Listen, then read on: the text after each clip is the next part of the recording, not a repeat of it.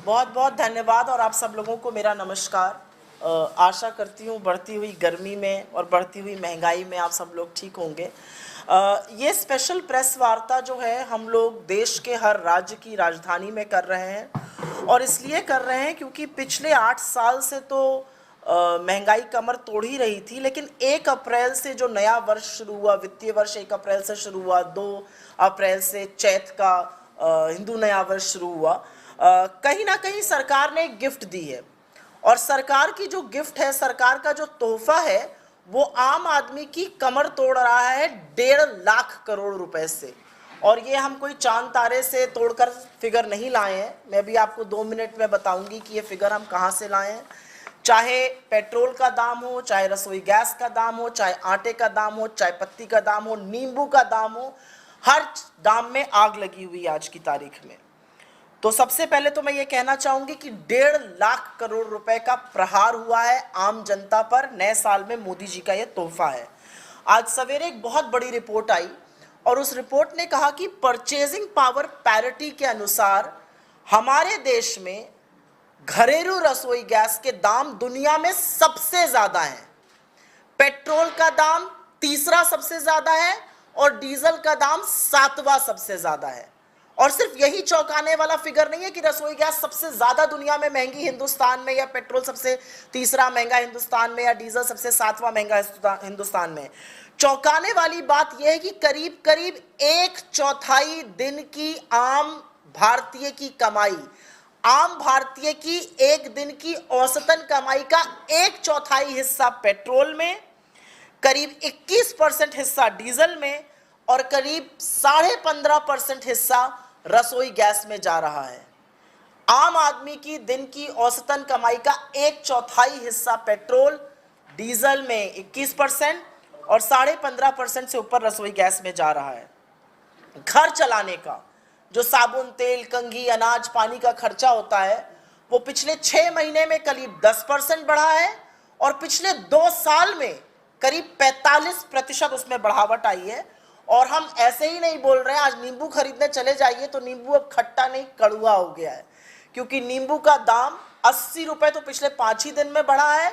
नींबू 300 रुपए से ऊपर बिक रहा है। सब्जियां, तोरी खाते हैं लोग गर्मी में, भिंडी खाते हैं, शिमला मिर्च खाते हैं, हरी मिर्च खाते हैं, ये सब शतक लगा चुकी हैं, 100 के पार है। थोड़ी सी बात अब पेट्रोल डीजल की ज्यादा विस्तृत रूप से कर लेते हैं।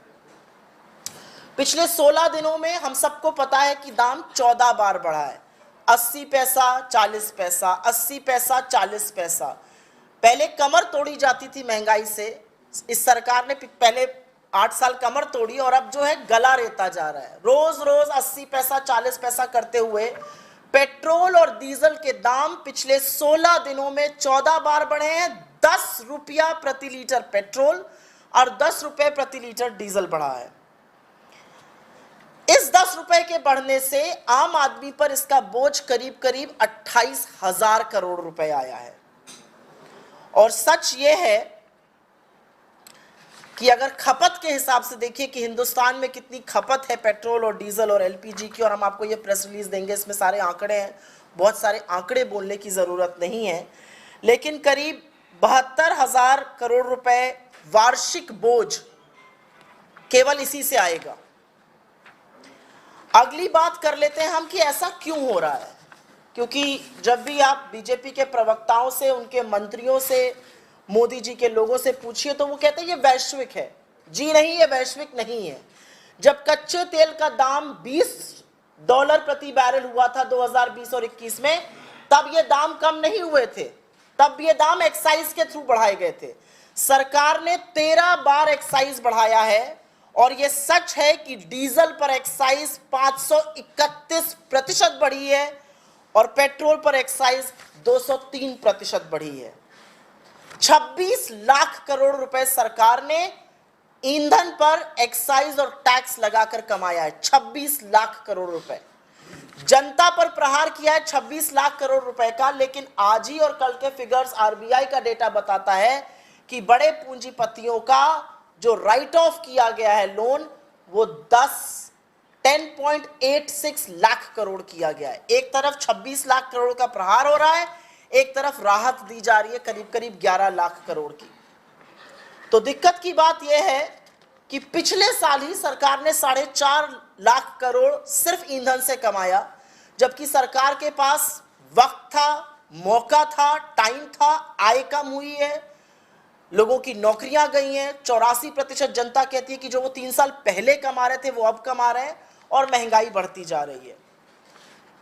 रसोई गैस की बात कर लेते हैं। एक तो घरेलू रसोई गैस का अभी 50 रुपए दाम बढ़ा था जैसे ही चुनाव खत्म हुआ। 137 दिन एक बार भी दाम नहीं बढ़ा, और 137 दिन बाद 50 रुपए रसोई गैस का दाम बढ़ा घरेलू का, और जो कमर्शियल सिलेंडर है उसका दाम 250 रुपए बढ़ा 1 अप्रैल को, और एक ही महीने में पहले 105 रुपए बढ़ा था।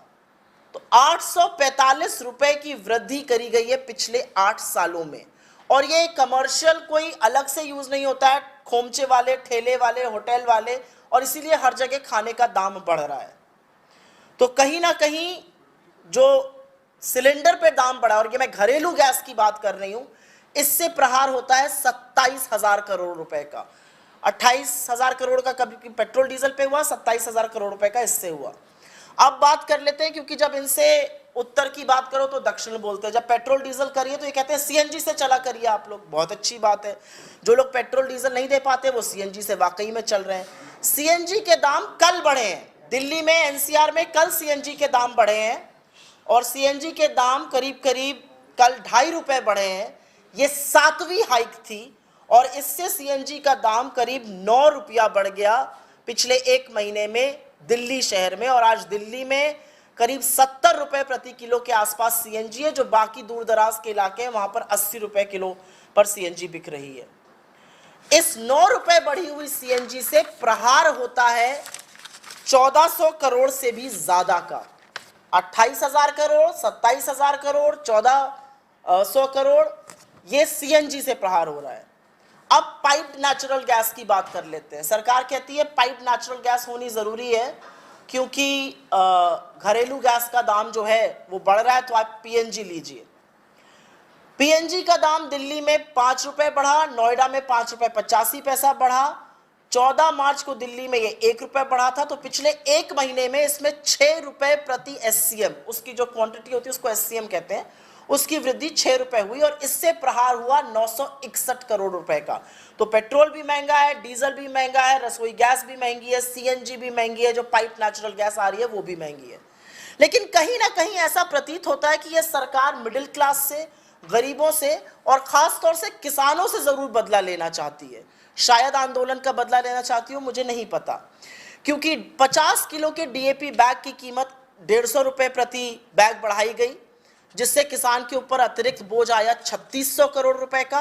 और एनपीकेएस, जो पोटेशियम, नाइट्रोजन और फास्फोरस का दाम होता है, उसकी कीमत 110 रुपए प्रति बैग बढ़ाई गई, जिससे कि 1290 का बैग करीब 1400 का हो गया, और इससे अतिरिक्त भार आया 3740 करोड़ का। तो किसान के ऊपर ही लगभग 7000 करोड़ से ऊपर का सिर्फ खाद पर आया। डीजल भी किसान के ऊपर भी आता है। घर का खर्च, और ये मैं एक महिला होने के नाते शायद और तरजीह देकर, शायद और प्रमुखता से, शायद और मुखरता से बोल सकती हूँ, 6 महीने में घर चलाने का खर्चा, चाहे वो साबुन, कंघी, तेल, शैम्पू, आटा, दाल, चावल, सब्जियां हों, वो करीब बढ़ा 6 महीने में 10% के आसपास, और पिछले 2 साल में वो बढ़ा है 45%। और कैसे नहीं बढ़ेगा? आटे का दाल 8 साल में तिगुना हुआ, चाय पत्ती तिगुनी हुई, बेसन 2.5 गुना हो गया, राजमा, दालें सब महंगी हुई। पकौड़ा तलने का जो तेल था, यही हिदायत देते थे मोदी जी, नौकरी नहीं तो पकौड़ा तलिए, वो भी 240 के पार है। अनुमान ये है, और ये तमाम रिपोर्ट्स आई हैं, कि 22% अभी भी खाने के सामानों का दाम बढ़ेगा, और वो होता दिख रहा है। नींबू, जैसे कि हम लोगों ने पहले कहा था, 5 दिन में 80 रुपए बढ़ के आज 300 के पार है। तो खट्टे से कड़वा हो गया नींबू। भिंडी, शिमला मिर्च, तुरई, हरी मिर्च, ये सब शतक लगा चुके हैं। ये घर का बजट है। अब करते हैं 1 अप्रैल को और क्या एक नई सौगात आई। एक नई सौगात 1 अप्रैल को आई कि राष्ट्रीय राजमार्ग टोल टैक्स 10 से 18% बढ़ेगा। वो कमर्शियल गाड़ी के लिए भी है, वो प्राइवेट गाड़ी के लिए भी है। और इससे करीब करीब 6,000 करोड़ का अतिरिक्त बोझा मिडिल क्लास पर या उन लोगों पर जो काम के लिए या बाहर जाने के लिए राष्ट्रीय राजमार्गों का उपयोग करते हैं। लेकिन मामला सिर्फ पेट्रोल, डीजल, रसोई गैस, सीएनजी, पीएनजी, घर के खानों और टोल टैक्स पे नहीं रुकता है। मामला और गर्दन तो जो रोगी हैं, जो मरीज हैं, जो पेशेंट हैं, उनकी भी उमेठी जा रही है। एनपीपीए ने 1 अप्रैल से 800 आवश्यक दवाएं, जिसमें से कि सिंपल दवाएं जैसे कि पैरासिटामोल हो गई, एजिथ्रोमाइसिन हो गई, मेट्रोनिजोल हो गई, कोरोना के प्रबंधन में जो बेसिक दवाइयां होती हैं, बुखार की, जुकाम की, खांसी की, वो हो गई, हृदय रोग की, बीपी की, स्किन की, जो बेसिक दवाइयां होती हैं, 800 दवाइयों का दाम बढ़ाया गया और इससे करीब करीब बोझ जो है वो 10,000 करोड़ रुपए का आम आदमी पर पड़ेगा। तो रोगियों को और मरीजों को भी नहीं छोड़ा गया। बहुत बड़ी बड़ी बातें हुई थी कि घर बनाना होगा आसान, सबका घर का सपना होगा पूरा, लेकिन घर बनाने से मुश्किल काम मुझे ऐसा लगता है इस समय देश में दूसरा कोई नहीं है। स्टील, सीमेंट, ईंट, सैनिटरी फिटिंग, लकड़ी, जितनी भी निर्माण की चीजें हैं, उन सब की कीमत अप्रैल में लगभग 15% बढ़ गई है। स्टील की कीमतें 35 रुपए पर केजी से बढ़ के 90 रुपए पर केजी हो गई है। सीमेंट लगभग 100 रुपए बढ़ गया है। तो घर बनाना पहले से भी ज्यादा मुश्किल हो गया और घर का जो सपना देख रहे थे लोग कि होम लोन पर जो टैक्स की राहत और रियायत मिलती थी, उस पर भी प्रहार किया गया है। पहले यह था कि फर्स्ट होम लोन लेने वाले को अगर वो 1.5 लाख से ऊपर का ब्याज है तो उस पर राहत मिलती थी, वो राहत विड्रॉ कर ली गई है। पीएफ अकाउंट, आप लोग सब लोग नौकरी पेशा लोग हैं, आप सबका पीएफ कटता है, प्रोविडेंट फंड, और कहीं ना कहीं ये रिटायरमेंट का पैसा होता है, ये छूते नहीं है। हम सब लोगों ने जब भी नौकरी करी इसको छुआ नहीं कि जब रिटायर होंगे तो ये पैसा घर बनाने में, बच्चों की पढ़ाई में, शादी ब्याह में, बड़े खर्चों में यूज करेंगे। इसको एज अ कंटिजेंसी फंड रखा जाता था।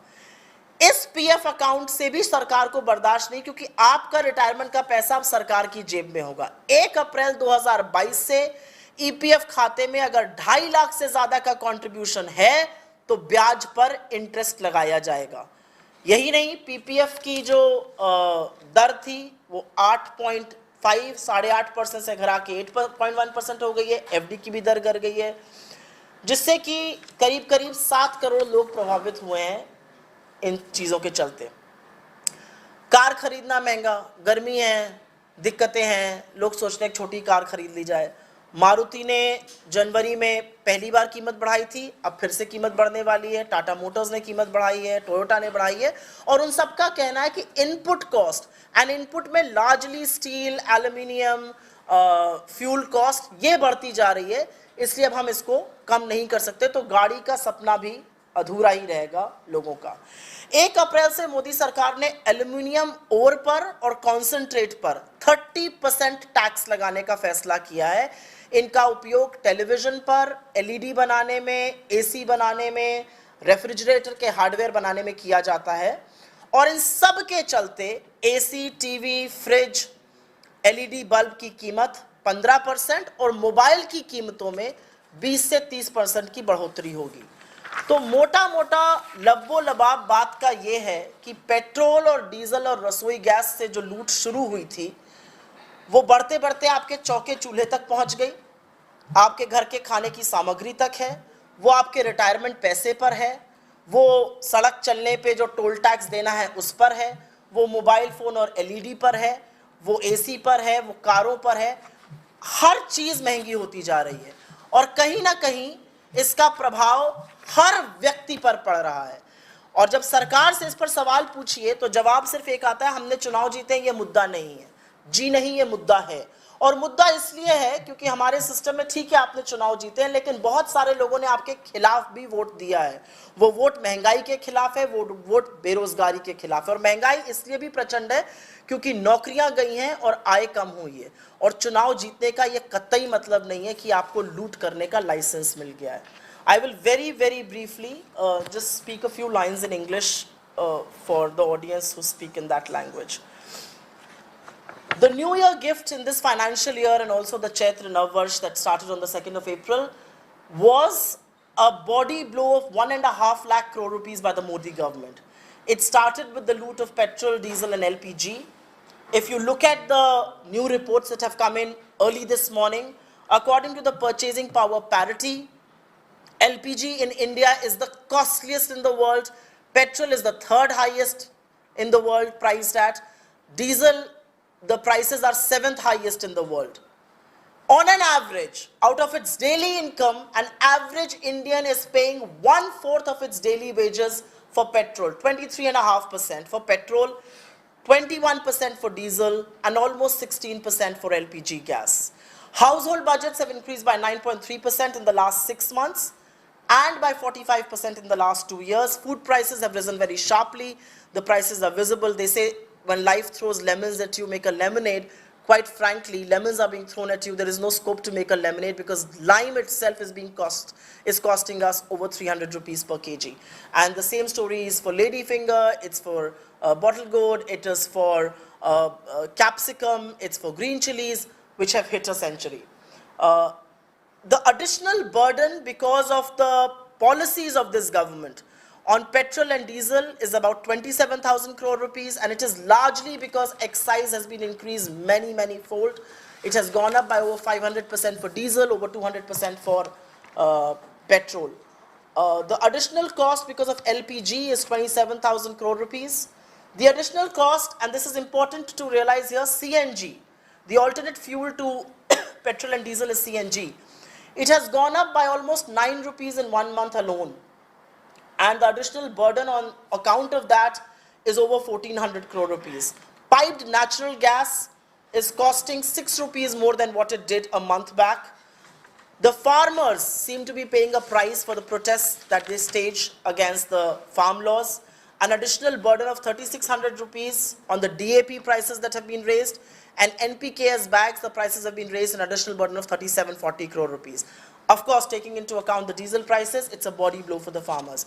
Household budgets, and I want to spend just 2 minutes here, because quite frankly, it is very difficult to fit budgets today as far as households are concerned. 45% up in the last 2 years, almost 10% up in the last 6 months. And if you actually see, aate ka, besan ka, chai patti ka, the prices have trebled. The price for edible oil is at 240 per litre. The price for lime is at over 300, like I just said. Toll tax has gone up between 10 to 18%. Again, a hit of about 6,000 crore rupees. Medicines are also being taxed very steeply. Medicine prices have gone up, and this will cost us an additional 10,000 crore rupees. And basic drugs like paracetamol or azithromycin or metronidazole, basic drugs that are used for BP, for heart, for diabetes. Owning a house seems to be a big privilege now, or building one. Prices of construction like steel, cement, bricks, copper, sanitary fittings, wood have all gone up by 15%. Steel prices from 35 a kg to 90. Cement prices up about 100 rupees per bag. The Section 80 EEA of the IT Act, which gave first-time home buyers the benefit of an additional 1.5 lakh rupees on tax reduction, has been withdrawn. Your retirement money is also being taxed. So if you are making a contribution of over 2.5 lakhs in your PF account now, the interest is going to be taxed. Buying a car is far more expensive because input costs have gone up. And last but not the least, because of a 30% duty on aluminium ore and concentrate, prices of AC, TV, fridge and LED bulb are likely to go up by 15%, and mobile phones by about 25 to 30%.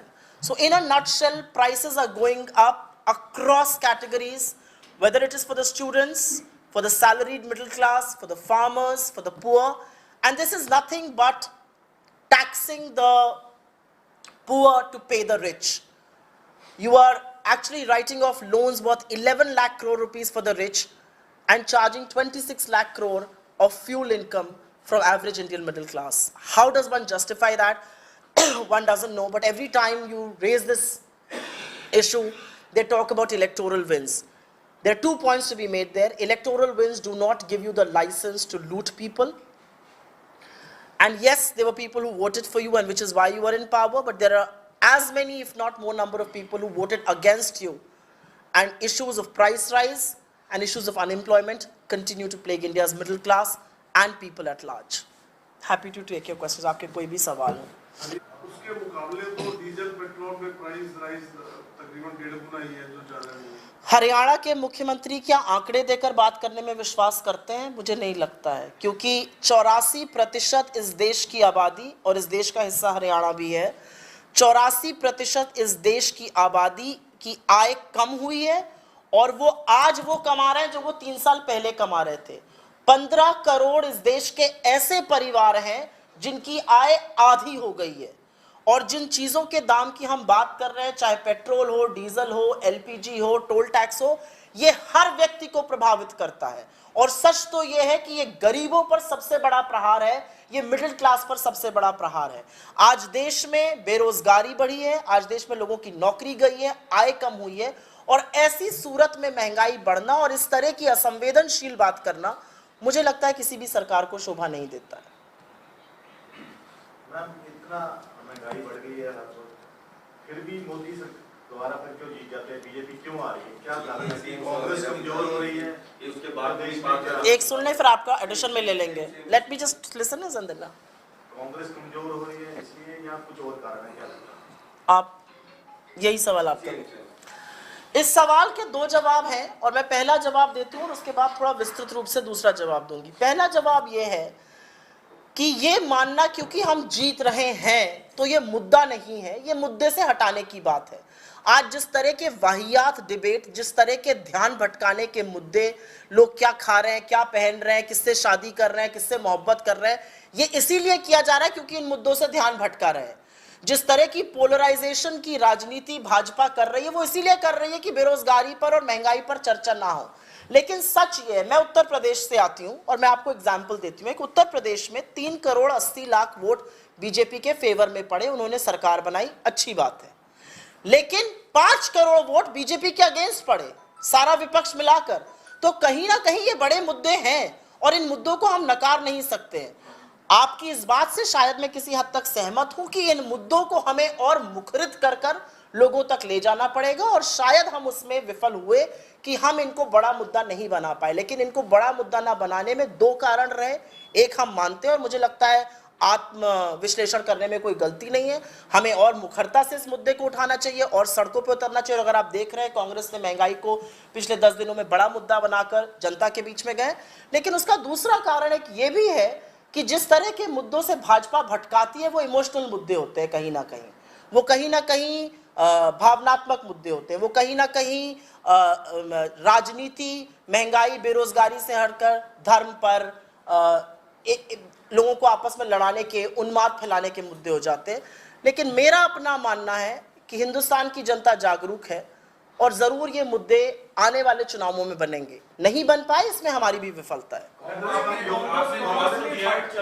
तो दिया है इसके अंदर, लेकिन कहीं ना कहीं मानते हैं क्योंकि कल जिस तरह से पूरे देश भर में आपने आंदोलन रखा था और प्रदर्शन रखे, लेकिन हर स्टेट के अंदर कांग्रेस अपने आप में ही फंस के रह गई। हरियाणा की अगर बात करें, कल यहाँ 24 विधायक नहीं थे। भूपेंद्र सिंह हुड्डा जो नेता विपक्ष है वो नहीं थे, वो कह रहे हैं मैं क्यों जाऊँ, उनसे बात हुई करो।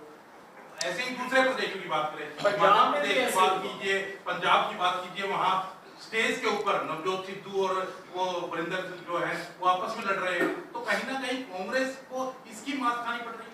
मैं सबसे पहले तो हरियाणा में आपने हमारे नेता का नाम लिया, हुड्डा साहब का, उस पर कमेंट इसलिए नहीं करूंगी क्योंकि आप कह रहे हैं। मैं आपकी बात मान सकती हूं, लेकिन मैं आपकी बात पर रिएक्ट नहीं करूंगी। इस मंच से मैं ये बैठ के जरूर कहूंगी कि कांग्रेस में भी इस आत्मचिंतन की जरूरत है कि हमको साथ रहकर ही और साथ आकर ही हम एक मजबूत ताकत बन सकते हैं, हम लड़ सकते हैं। और मुझे ऐसा लगता है कि आने वाले दिनों में जो बदलाव आप देखेंगे कांग्रेस पार्टी में, जिस तरह के बदलावों की बात भी चल रही है और जो कुछ बदलाव देखे भी गए कुछ राज्यों में, कहीं ना कहीं कोशिश यही है कि आपसी मतभेद बुलाकर साथ आया जाए। हम लोग तो बहुत जूनियर हैं, लेकिन क्योंकि पार्टी के मजबूत सिपाही अपने आप को मानते हैं और शिद्दत से लड़ाई लड़ते हैं, हम लोग हर व्यक्ति से यही अपील कर सकते हैं कि लड़ाई बहुत बड़ी है। आप सिर्फ एक दम्भ और अहंकारी सरकार से नहीं, उनके सारे संसाधनों से, इलेक्टोरल बॉन्ड में 95% पैसे से, सारी संस्थाओं से जो भाजपा के फ्रंटल्स बन चुके हैं, सीबीआई, ईडी, इनकम टैक्स, और एक बहुत ही आप लोग तो बहुत निष्पक्ष पत्रकारिता करते हैं, लेकिन कुछ नोएडा के जो कमांडो वॉरियर एंकरों से एक साथ लड़ते हैं। काफी जगहों पर लड़ाई करनी पड़ रही है और इस लड़ाई में जरूरी है कि हम सब लोग अपने मतभेद भुलाकर साथ आकर लड़ाई लड़ें और तभी इन मुद्दों को मुखरित कर पाएंगे। हाईकमान को बदलने की जरूरत है मैम, कहीं क्योंकि लगातार मैंने आपके सवाल का जवाब दे दिया है। कहीं बन रहा है लगातार। मैं आपको इसका जवाब दे देती हूँ आज। मैम आपने नोएडा की बात की, आप खुद जर्नलिस्ट रहे हो, 1998 साल तक आपने जर्नलिज्म की है, एक चैनल को आपने हेड किया, बहुत से चैनल में असिस्टेंट के तौर पे काम किया। आपको कितना लगता था कि सरकार के ऊपर आपका दबाव रहता था? मुझे नहीं लगता था मेरे ऊपर बिल्कुल भी दबाव रहता था। आज क्यों, अगर 2019 तक नहीं था तो आज 2 साल में इतनी जर्नलिज्म चेंज हो चुकी है कि कमांडर बन के काम करना शुरू कर दिया। आपको नहीं लगता कि जो सवाल एंकर पूछते हैं वो भाजपा के प्रवक्ताओं से ज्यादा लॉयल है? आपको नहीं, आप मुझसे आप मुझे आप सारे सवाल पूछ लीजिए, फिर मैं जवाब दूंगी, मैं बहस नहीं करती हूँ। एंकर मैं भी रही हूं और छोड़ने का एक कारण यह भी रहा है कि किसी की गुलामी नहीं कर सकते हैं। आज पत्रकारिता के नाम पर नोएडा के कमांडो वॉरियर एंकर चरण चुंबन और चरण वंदन कर रहे हैं। इसमें मुझे कोई भी दिक्कत नहीं है कहने में, क्योंकि मैं रोज शाम को उन डिबेट्स पे जाती हूं जहां पर भाजपा के प्रवक्ताओं से ज्यादा लॉयल और भाजपा के प्रवक्ताओं से ज्यादा शिद्दत से सरकार के बचाव में कमांडो वॉरियर एंकर खड़े हो जाते हैं। जिस तरह के सवाल पूछे जाते हैं, जिस तरह की भाषा का उपयोग होता है, जिस तरह की दलीलें दी जाती हैं, अगर यही जिस तरह के टॉपिक्स ही चूज किए जाते हैं, जिस तरह के न्यूज एस्टेंस ही आते हैं, मेरा अपना मानना है कि जिस शिद्दत से महंगाई पर 2014 के पहले चर्चा होती थी, जबकि ग्रोथ रेट तब बहुत हाई थी, अगर आज चर्चा हो जाए तो ये सरकार नाको चने चबवाकर पेट्रोल और डीजल का दाम 20-20, 25-25 रुपए घटाएगी। लेकिन आज कमांडो वॉरियर एंकर और एडिटर्स इस पर बहस नहीं करते हैं। आज कमांडो वॉरियर एंकर और एडिटर्स जब लिखते भी हैं ट्वीट, तो ये नहीं सरकार कुछ करेगी, वो लिखते हैं सरकारों को कुछ करना चाहिए। तो दिक्कत की बात यह है कि जब आप, जिसके पास संस्थाएं हैं, संसाधन है, सत्ता है, पावर है, उससे सवाल नहीं पूछते, और विपक्ष से तो आप कितने भी सवाल पूछ लीजिए, हमें कटघरा में खड़ा करिए, नीति हमें नहीं बनानी है। जब बनानी होगी तो सही नीति बनाइए और आगे भी बनाएंगे। मेरा जवाब है, आपने क्या सवाल पूछा था? सॉरी। ऐसा है कि ये जो डिबेट है ये किसी हद तक बेमानी है, और इसलिए बेमानी है, एक तो ये G23 और G4 मुझे समझ में नहीं आता, उसमें 4 लोग हैं या 23 लोग हैं, ये भी मेरे परे से बात है। और उन सब लोगों का संवाद कांग्रेस अध्यक्ष के साथ चल रहा है, उसमें से सब अच्छे नेता हैं, पार्टी का भला चाहते हैं।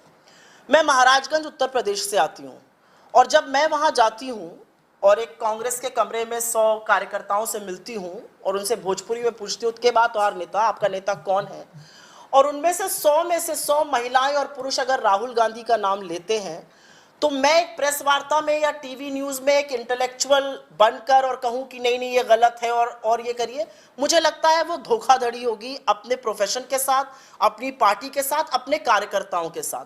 कांग्रेस का नेता कौन होगा, इसका चयन कांग्रेस कार्यकर्ताओं को, कांग्रेस पार्टी को करना पड़ेगा। अगस्त में चुनाव घोषित हुए हैं और परिणाम आपके सामने आएंगे। मैम, आप बीजेपी की टारगेट करते हैं, एक और पार्टी आप आगे बढ़ रही है देश में, वो आपको ही लॉस कर रही है, उसका आम आदमी पार्टी, उसके बारे में क्या कहेंगे? उनका कितना दिल्ली से? देखिए, ऐसा है कि आम आदमी पार्टी अभी फ्लेवर ऑफ द सीजन एक होता है ना, पिक्चर हिट हो जाती है तो उस हीरो की बड़ी चर्चा होती है, तो अभी वो चर्चा चल रही है। आम आदमी पार्टी ने दिल्ली के बाद पंजाब जीता। लोकतंत्र में सबको चुनाव लड़ने का हक है, जीतने और हारने का हक है। मैं इस मंच से 2 सवाल खड़ा करती हूँ, और मैं आम आदमी पार्टी की नैतिकता पर सवाल नहीं उठा रही हूँ, लेकिन एक पॉलिटिकल राजनीतिक सवाल उठाना मेरा हक है। आम आदमी पार्टी गोवा में भी लड़ने गई, टीएमसी भी आई, और आम आदमी पार्टी उत्तराखंड में भी लड़ने गई, बसपा भी आई। जो वोट डिफरेंशियल हमारा और बीजेपी का गोवा में था, वही एग्जैक्ट वोट डिफरेंशियल टीएमसी और आपको मिलाकर था। तो अगर इस तरह की नूराकशी ना होती तो शायद वहां पर भाजपा हारती। एग्जैक्टली सेम सिचुएशन उत्तराखंड में भी हुई। 33% हमारे थे, 43% उनके थे। 37% हमारे थे, 43% 7% का इधर उधर। एग्जैक्टली आप और बीएसपी को मिला के हुआ। तो ये जो नूराकशी है ये अपने आप में सवाल खड़ा करती है, और अगर ये नूराकशी नहीं होती, ये रस्साकशी नहीं होती, तो कहीं ना कहीं नूराकशी नहीं होती, तो भाजपा वहां पर हारती। आपसे मेरा एक और सवाल है, ठीक है, वो मोहल्ला क्लिनिक की बात करते हैं, स्कूलों की बात करते हैं, इसमें क्या विवाद हो सकता है? मुझे लगता है एजुकेशन, हेल्थ, ये तो बेसिक चीज़ है, ये पार फॉर द कोर्स है। अगर आप सार्वजनिक जीवन में और इन पर बात नहीं कर रहे तो अपने आप में सवाल है, ये सब अपने बात में आते हैं। लेकिन जब आप एक राजनीतिक दल हैं और खास तौर से जब आपके अंदर एम्बिशन है फैलने का, आगे जाने का, तो एक ये सवाल जरूर उठता है कि आपकी राजनीतिक विचारधारा क्या है, आपकी पॉलिटिकल आइडियोलॉजी क्या है। ठीक है, स्कूल, शिक्षा, ये सारी बातें अपनी जगह है, लेकिन जो आइडियोलॉजी होती है ना, वो कंटेंशियस इश्यूज पर होती है। क्योंकि जब दिल्ली में दंगे हो रहे थे तो अरविंद केजरीवाल जी कहीं नहीं दिखाई दिए थे, एक भी दंगे की साइट पर नहीं गए थे। जब सीए एनआरसी प्रोटेस्ट में बच्चे पीटे जा रहे थे तो वो एक भी दिन नहीं बाहर निकले। जब अनुराग ठाकुर मंच से गंदे गंदे भाषण देकर उकसा रहे थे और गाली दे रहे थे कम्युनिटी को, उन्होंने एक बार भी उन पर बयान नहीं दिया। वो एक बार भी गुजरात दंगों पर बात नहीं करते, वो एक बार भी सरकार के खिलाफ मुंह खोलकर जो कंटेंशियस इश्यूज होते हैं उस पर नहीं बोलते हैं। तो दिक्कत की बात यह है कि आपकी जो पॉलिटिकल आइडियोलॉजी होती है वो कंटेंशियस इश्यूज पर होती है। आप इस देश के संविधान में कितना यकीन रखते हैं, आप सेक्युलर हैं कि नहीं हैं। आपने ये जवाब क्यों नहीं दिया कि महात्मा गांधी की फोटो आपके प्रशासन से क्यों गायब हो गई पंजाब से। हम चाहते हैं कि भगत सिंह की और फोटो लगे, हम तो चाहते हैं उस एयरपोर्ट का नाम भगत सिंह के नाम पर हो, लेकिन महात्मा गांधी के इस देश में जब गांधी को गाली दी जाती है तो अरविंद केजरीवाल जी एक भी बयान क्यों नहीं देते हैं।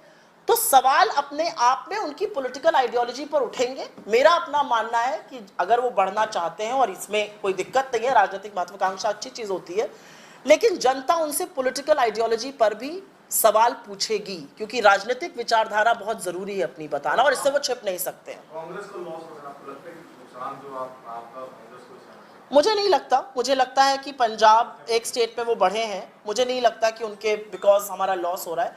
मुझे ऐसा लगता है कि बहुत सारी विपक्षी पार्टियों को ये सोचना है कि क्या आप भाजपा को हराना चाहते हैं या आप कांग्रेस का नुकसान करना चाहते हैं। क्योंकि एक बात ये भी सच है, और ये मैं किसी दम या अहंकार से नहीं बोल रही हूँ, अगर आप एक फुटप्रिंट ही देख लीजिए, 1300 उनके विधायक, 800 हमारे विधायक पूरे देश में, 700 समथिंग हमारे, 1200 समथिंग उनके, तो फलक्रम जो ऑपोजिशन यूनिटी का है, वो जो धुरी है, वो कांग्रेस को ही बनना पड़ेगा।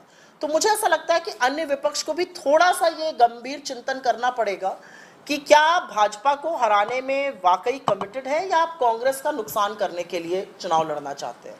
और जो इसका जवाब देकर जिस तरफ खड़ा होगा, उससे ही उनकी राजनीतिक विचारधारा और भाजपा की खिलाफत पता चलेगी।